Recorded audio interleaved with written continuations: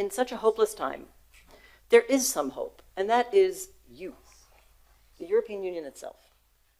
Why do I say that? Because this can't only be a matter of telling us what to do, but bringing the example of the European Union.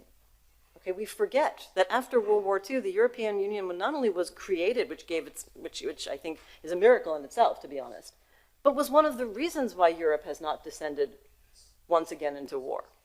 And only a few years after, nobody can compare nobody could diminish the horrors of what happened in Europe during that time. I think that it is worth making the case in a positive way as well. If I can take a page from the American presidential campaigns going on right now, the biggest difference between the campaign now for Kamala Harris and the Democrats against Trump is that the Democratic campaign has now transformed into a positive-oriented campaign. We need a little bit of that in the region. Show us what it meant to transform Europe. Show us the mechanisms that were used to do it. Show us what peace through partnership between countries actually looks like, even sharing certain aspects of sovereignty.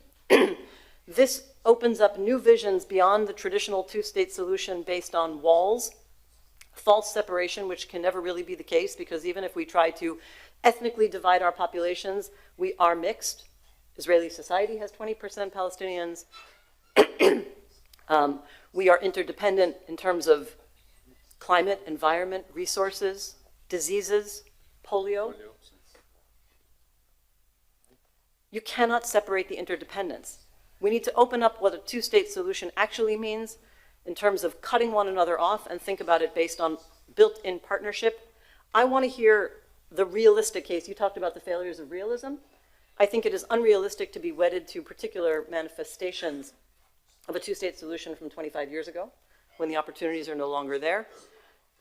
Please make this the case, or at least explain to us how countries have come together, opened their borders, recognized their interdependence, built mechanisms for partnership, shared resources, opportunities, economic opportunities, which require minimum of shared values,